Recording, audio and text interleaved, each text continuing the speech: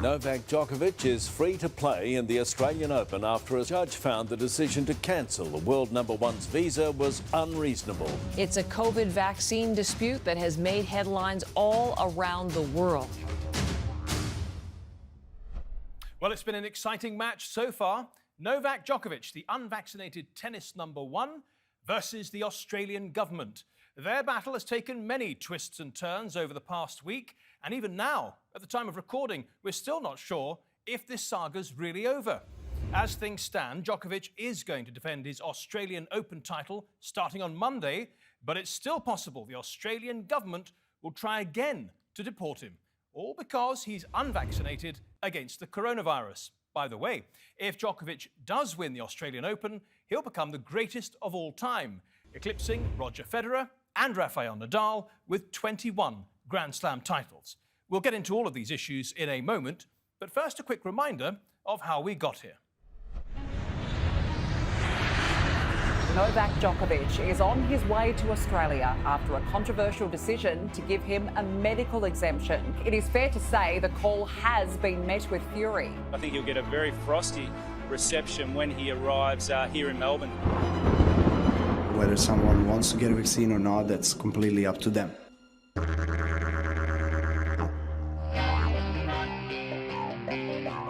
Breaking news just in, the visa of Novak Djokovic has been cancelled by Australian Border Force. When he landed in Melbourne, the 34-year-old was told a previous infection with COVID did not make him exempt from vaccination. He had his visa revoked and was moved to an immigration hotel. He certainly believed that he would be let into the country unvaccinated because he had tested positive for COVID in the last month. Rules are rules. Entry with a visa requires double vaccination or a medical exemption. I'm advised that such an exemption was not in place, and as a result, he is subject to the same rule as anyone else. He wasn't vaccinated, so he shouldn't have been allowed in, like anybody else. Protests against Novak Djokovic's detention in an immigration hotel have spread from Melbourne to Belgrade. I spoke today with him. He was trying to sleep, but he couldn't. As a mother, I feel terrible that they are keeping him as a prisoner. It's just not fair. It's not human. In some way, I feel sorry for him. But at the same time, he knew the conditions since a lot of months ago. So, if Novak had known that it was going to come to this, he wouldn't have boarded a flight to Melbourne. I think the Australian authorities are responsible for what has happened. They have not been clear in what they've done, and they seem to have moved the goalposts. Effectively, the policy changed whilst Mr Djokovic was in the air. Good evening. There are major developments in the Novak Djokovic case. The tennis star has won his court battle and is free to remain in Australia. A judge finding the decision to cancel his visa was unreasonable, ordering his immediate release from detention. They tried to destroy Novak. Doesn't happen. He's gonna now on a court get more anger and win. But it's not quite game, set and match for the tennis star. The court was told the immigration minister could yet step in to insist Djokovic leave the country. There'll be lots and lots of tension. You can guarantee it'll get ugly, especially if by tournament's end, Djokovic wins the Australian Open. Of course, if he does compete and go on to win, it'll be even more impressive given the ordeal he's been through over the past week. He arrived in Melbourne on January the 5th, just before midnight, and he was immediately detained by Australian Border Force officers at the airport. They confiscated his phone for a number of hours and didn't allow him access to his team or lawyers. They also cancelled his visa and detained him at a hotel used to house asylum seekers, which is infamous for its rough conditions and poor quality food. Hundreds of local Serbian supporters soon gathered to protest outside the hotel. Oh mate, I haven't slept since he's come off the plane. We're all sick to the stomach. Like every parent, you would never expect this to happen. Now, Djokovic could have given up and left, but he appealed against the visa decision and was granted a court hearing 4 days later, which he attended via video link. Judge Anthony Kelly ruled that the border force had been unreasonable and hadn't given Djokovic enough time to respond to their proposal to cancel his visa. What more could this man have done, said the judge. After a lengthy 7-hour hearing, a relieved Djokovic was freed and quickly posted this picture of him and his team at the Rod Laver Arena, the venue for the tournament. His mother said his 4 days in detention were horrible. A opet je trpeo takvu torturu koju smo i sami već videli. Tek ćemo čuti, pretpostavljam, šta je sve preživljavao. Tako da ovo je za mene njegova najveća pobjeda u njegovoj karijeri, veća od svih njegovih Grand Slamova. Well, his family were so relieved, but there's still the possibility that Australia's immigration minister, Alex Hawke, cancels the visa for a second time. A big decision that may be as much about politics as protecting public health. It seems we've got too many politicians worrying about politics and worrying about their popularity rather than providing proper leadership. Well, there's so many aspects to this story, so we've invited a range of guests, all with very different backgrounds. Up there in the top left, we've got Cam Williams, who's an Australian tennis commentator, joining us from Melbourne. We also have Senja Pavlovic-Makatir, a Serbian-American and founder of the Pavlovic Today, an independent media platform. She's met Djokovic several times. Tony Hinton, a former NHS surgeon here in the UK, very much against vaccine passports. And finally, we have Matthew Liao, who is a professor of bioethics at New York University. Welcome to all of you. Cam Williams, everyone down in the restaurants and bars and clubs and all that, everyone seems to have a view of who's to blame here. What's your take on it? Look, I take the side of tennis. It's what I love the most, and I can see where, especially in Australia, we've got a lot of people were angry when we got the news that Djokovic had got an exemption. We've had pretty strict mandates here for vaccines, but I'm all for tennis, and I think having him in the tennis tournament in the Australian Open, it's the best thing for the game, and it's the best thing for the Australian Open. So just to be clear then, Cam, you know, he had an exemption from the medical panels of Tennis Australia and the Victoria State Government back in December. Why did the federal government attempt to overrule that and may still do so? There must have been, I think there was something to do with his, maybe his documents didn't check out when he got to the border. When he actually got the exemption and was on the plane here, that's when the outcry of unfairness towards Australians was kind of more prevalent, I guess, and the Prime Minister coming out and saying things. So, it's sort of, when he got here, he was already under the microscope of everything had to be, you know, dot every I, cross every T. So he's already going to be scrutinised to the nth degree, and I think I'm still of the opinion if he did everything that was asked of him by Tennis Australia, Victorian government, they should never have cancelled his visa in the first place. And well, you kind of alluded to it there. There is an outcry. But nevertheless, you know, governments shouldn't be making decisions based on outcries, should they? I mean, they've got to look at their policies. And so many people have said, oh, yes, there's an election coming up soon, and the next few months, in fact, and Prime Minister Scott Morrison and his government have imposed extremely strict lockdowns, which the majority of Australians have made a lot of sacrifices to abide by. And it's the election that the federal politicians have an eye on. Would you say that's a fair criticism? Look, it probably does have something to do with, you know, trying to get political points. I've heard that used a lot lately. You know, I'm the tennis guy, so when the politics are coming, it's kind of above my pay grade. But I could definitely see there's something, you know, there's a way to kind of please the people of Australia by not letting Djokovic in, because majority of the people here were very upset, and the way to make them unupset, I guess, or make them happy, is by not letting the guy in. Senja, I'd like to put the same question that I put to Cam right at the beginning. Who do you blame for all this chaos? I blame the politics of Australia and their government for highly politicizing the whole event. I blame the fact that his human rights and legal rights have been violated grossly at the airport. He was advised when he was detained against legal representation. That's all on record. You can go back and rewind, the statements from Judge Kelly. He was told that it's not in his best interest to call the lawyers, that lawyers cannot do anything about it. And to me, that's where all ends. I believe in democracy. I believe in democratic postulates of the modern civilized world. As someone who is the White House correspondent, I feel even bigger responsibility to call on the governments of the world not to turn the blind eye to what's happening to the best tennis player in the world, because... Yeah, I need to ask you, Djokovic's family in a press conference have said that they feel that their son was discriminated against because he comes from a relatively small and poor country. And I guess the implication is, had this been a big US tennis star, say, Serena Williams, they would never have treated her that way.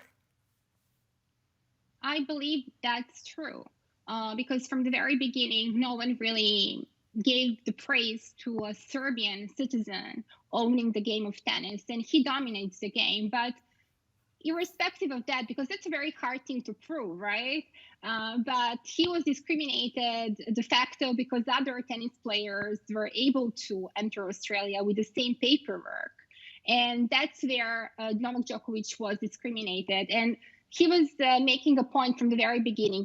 Should they told him, do not come, you're not qualified to come in, okay, no problem. But they cleared him to come, and then they humiliated him all as a political sort of persecution to make an example of him. And my personal assessment of the whole situation, this is all happening because of his personal beliefs around vaccination. Just quickly, can you describe Djokovic's standing in Serbia? He's a national hero. He is. Serbian nation strongly identifies with Novak Djokovic because he is the winner.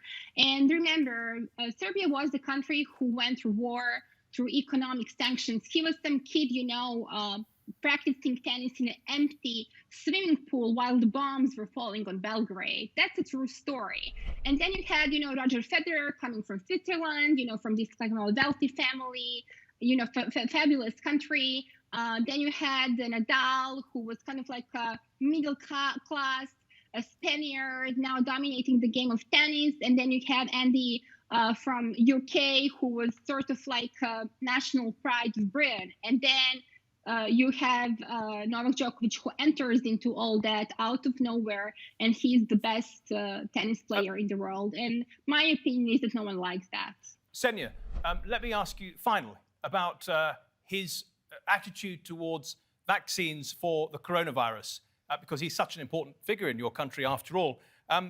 He tends to keep his opinions on that private, but it was brought out in the discussions with the Australian authorities that he hasn't been vaccinated. Do you have any idea why he's against vaccinations for the coronavirus? I don't think that he's against vaccination against coronavirus in particular. I think his life philosophy is to have a very kind of like ascetic life, sort of.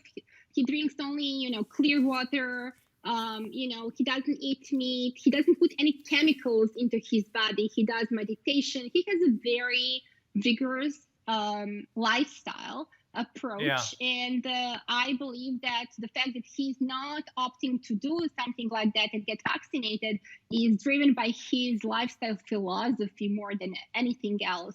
I do not believe that he is anti-vaccination type of person per se. It's more kind of like something that falls against putting any chemicals into his body. That's right. I think you can get a very good idea of how he thinks from some of the videos he posts on YouTube.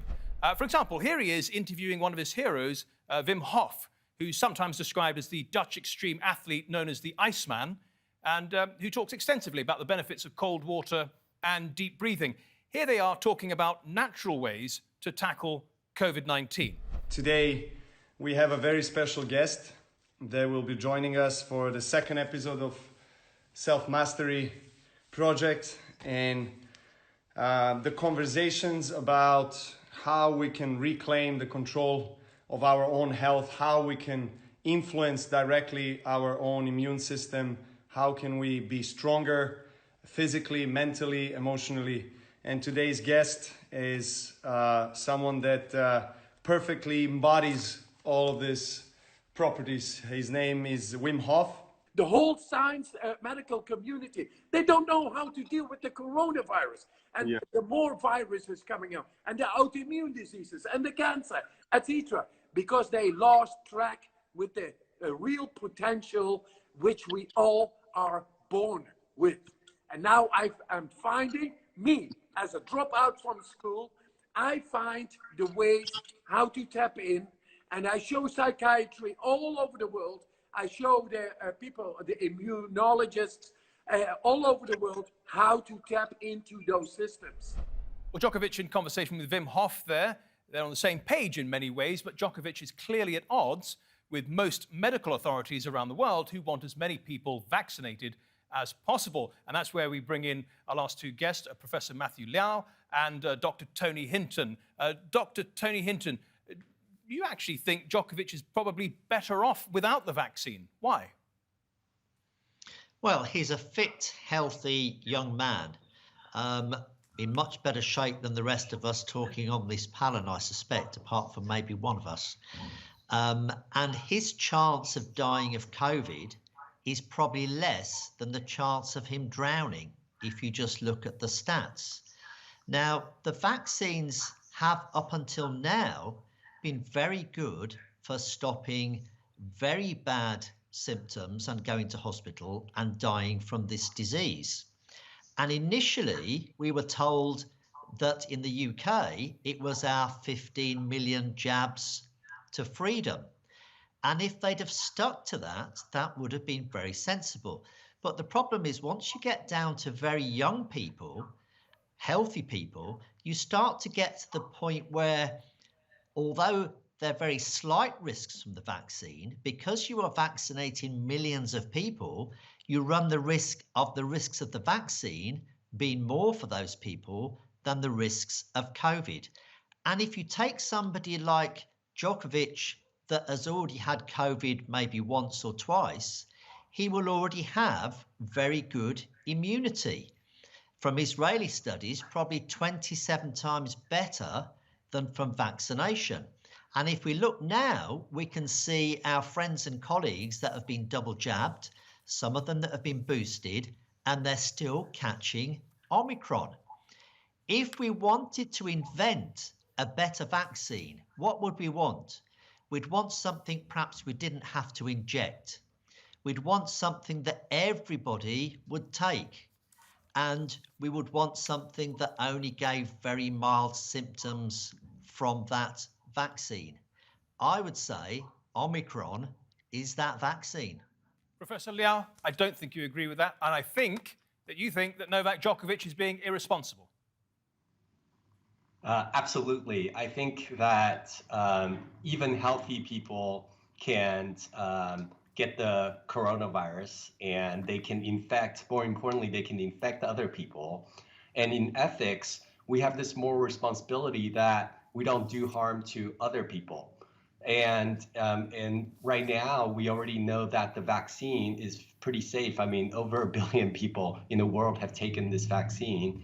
And the safety profile, we know about it. And I think at this point, when you don't get vaccinated, you're not just putting yourself at risk, you're also putting other people at risk. And also you're straining the healthcare system. So a lot of unvaccinated people are now ending up in hospitals and taking up a lot of resources when there's a very easy solution, which is to get vaccinated. And Djokovic, being sort of the #1 player, tennis player in the world, I think has a moral responsibility to set a good example for everybody. And so I feel that sort of, at least ethically speaking, he should have gotten vaccinated. There was a very simple solution for him, which was to just get vaccinated, and which he didn't do. Yeah, okay, well, look, we're coming to Dr. Hinton for a rebuttal of that in a moment, but before we do that, can we just take a look at some of the recent studies? And actually, you can see why there's a little bit of confusion here. So we've got an article from November last year. We've got the CDC saying unvaccinated people who had a recent infection were 5 times more likely to be reinfected with the coronavirus compared to those who were fully vaccinated and didn't have a prior infection, right? But then we've got Imperial College London from just last month saying that its COVID-19 response team believes the Omicron variant largely evades immunity from past infection or 2 vaccine doses. So then you start to think to yourself, well, okay, have the booster. But another report cites a study from Goethe University in Frankfurt, which looks at the effectiveness of a booster jab against Omicron and Delta. And it found that 3 months after getting a booster, most people's antibodies had declined to the level seen without the booster. Now, this is interesting. This month, we saw the UK's health secretary confronted by a young hospital doctor who said, for those reasons that we've just mentioned, he didn't want or needed to be jabbed. Let's have a listen. What do you think of the new rule to require vaccination of all NHS staff? I'm not happy about that. So. You're not happy about it? Tell me. So I've had COVID at some point. Yeah. I've got antibodies. Yeah. I've been working on COVID ITU since the beginning. I have not had a vaccination. I do not want to have a vaccination. The vaccine's reducing transmission only for about 8 weeks with Delta. With Omicron, it's probably less. And for that, I would be dismissed if I don't have a vaccine. It's not, the science isn't strong enough. That's your view. Professor Liao, there's a doctor there saying that he's concerned, so why wouldn't Djokovic have concerns? You know, a lot of people have different opinions, but what we do know is that the jabs reduce hospitalization and sort of and death. And it also stops at least it does some amount of stopping the transmission to other people. And I think right now we're at a stage with the pandemic, with Omicron, things are getting really out of hand. And I think governments have the authority to impose certain vaccine mandates. So, for example, if you think about driving, right? We have speed limits to make sure that everybody's safe. You might say, hey, I can perfectly drive at 100 miles per hour and I'm not going to harm anybody. That is my business, is my car, is my body, right? If I get into an accident, that's just my problem. But that's not the case, because when you're on the road, there are other people who are also on the road. And so you have a responsibility to make sure, that you're safe with respect to other people, even if you don't care about your own well-being. Dr. Hinton, just time for a very, very quick rebuttal, and then I must go back to Melbourne for a final question about Djokovic. You could reduce speed limits on the roads to 10 miles an hour, and you would almost certainly reduce deaths to almost 0. But we don't do that. Why don't we do that? Because everything in life has a small risk. The thing about vaccine passports and vaccine mandates is they make no sense. You have a lot of people that are immune that have never been vaccinated. You have people that have been vaccinated and they are not necessarily immune. It is not an immunity mandate or an immunity passport. It is medically illogical and it is unethical. People have the right to put into their body what they choose. Cam, back to you and Melbourne. Let's bring it back to tennis for the last couple of questions of the programme. If he does get to compete, he is going to have another hurdle in a rather hostile crowd. Is that right? Yes. There will be definitely a hostile crowd. Probably even worse if he plays an Australian in the first few days. So it's going to be brutal. It's going to be very interesting to watch. I think everyone's going to be watching it just for the crowd reaction. I think for the first couple of rounds. So, but he's a pretty he's tough. Going to be battling he's a very extremely hostile crowd. Tough mentally. He's used to this, isn't he? Do you think it will put him off? Maybe initially, it might take him off. doesn't react great when the crowds are a little bit against him at first, but I think he'll be pretty fired up. A lot of tennis players are scared to play him already. I think, Senya, rather like Djokovic's parents, you think it'll only make him tougher, stronger, and more determined. Absolutely. I know the man. I know what he's made of. If he gets clear to play, he's going to win. Right, 100%. Final question, no Cam. If he does win, he gets 21 Grand Slams. He's the GOAT of tennis. Is that right? He's got all the records. It's hard to deny. I mean, it's still ongoing. You've still got Rafa. He's still around. I know Roger's probably a little bit far off now, but I mean, he's got all the records. It's hard to say he's not. Okay, you brought a smile to Senya's face there. Cam Williams, Senya Pavlovic, McAteer, Tony Hinton, Matthew Lau, thank you all very much for your contributions to the Nexus today, and thank you at home and on your phones for watching. Remember, if you want to see this or any of our previous episodes, do go to our channel on YouTube. Just type in Nexus TRT World. Until next week then, goodbye.